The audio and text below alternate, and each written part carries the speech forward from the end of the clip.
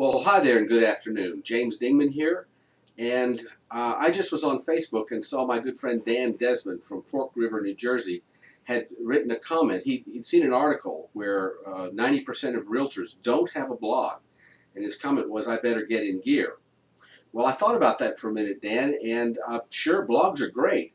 They do a tremendous job of building your credibility as a knowledgeable expert in your field. They're also tremendously searchable so that people can find you and connect with you on the internet. They're a great enhancer to everything else you're doing on the internet. The problem with blogs is they're hard to do. Let's be honest about this. Most people don't find it easy to sit down and write 2 paragraphs about a subject. They agonize over every word and every sentence. This is just the nature of who we are. Some people find that very easy and great. They should probably do blogs. But most people don't find that easy. So why don't you do this instead, if that's not easy for you? How about a video blog, a vlog? That's why I'm doing this on video right now.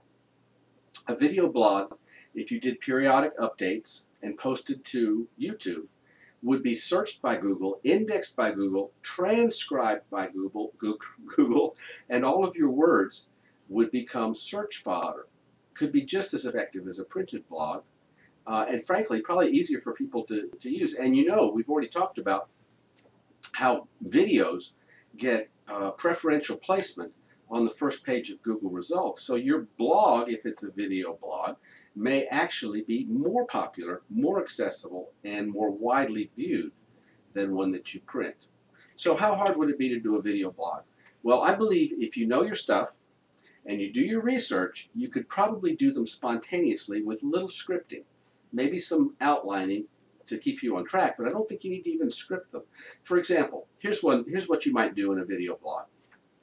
Gene Strayer shared with me an article in the current copy edition of Time magazine where they compared the cost of owning versus the cost of renting in various cities across the nation. And they came up with this beautiful chart, which I will cut in and show you live. But basically, what the chart is showing is that above the map there, above the line, it's actually, they use the word better. Better to rent than buy. Below the line, it's better to buy than rent. And it's hard to understand, but if you read through their paragraph a couple times, it's clear that they define better as being cheaper. The cost of renting over a period of months is cheaper than buying below the line. Above the line, and vice versa below. Okay, so I could present that in my video blog and show what Time magazine did, and then I could just react to it by saying, I think this entire thing missed the point. It doesn't consider 2 of the most important things about home ownership that aren't available to renters. Number 1, consider why do people buy homes at all? Well, it has to do with putting down roots. It has to do with connecting to a community and a neighborhood, of building a stable place to raise a family, of ensuring that your kids are going to be in the schools that you want them in through their school years. It's about being able to make changes to your property without having to get permission from your landlord. That's a key reason that's ignored here. Has nothing to do with what the cost is on a month-to-month basis. And then the second one is, that Time seems to have ignored, is the fact that home ownership has been the route most Americans have historically used to attain wealth, or at least financial comfort, financial security. I know so many people who bought houses and paid on them, and maybe double paid on them or whatever, and got them paid off long about the time to retire, and that became their nest egg.